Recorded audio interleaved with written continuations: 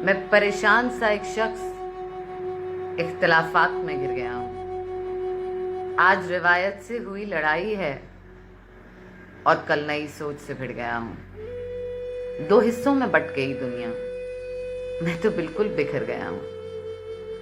हालात कुछ यूं है कि अल्फाज जो भी पिरोता हूँ, नेक नामी से हाथ धोता हूँ। म्याना रवि की मौत पे ज़ारो कतार रोता हूँ। इखलाक को कंधे पे लादे जीवन का बोझ ढोता हूँ। न मस्जिद में दिन गुजरते हैं, न रात मैं कदे में खोता हूँ। मैं जो सोचूं तो फिर किधर जाऊं, मैं जो सोचूं तो फिर किधर जाऊं। कौन हूं मैं, कहाँ का होता हूं।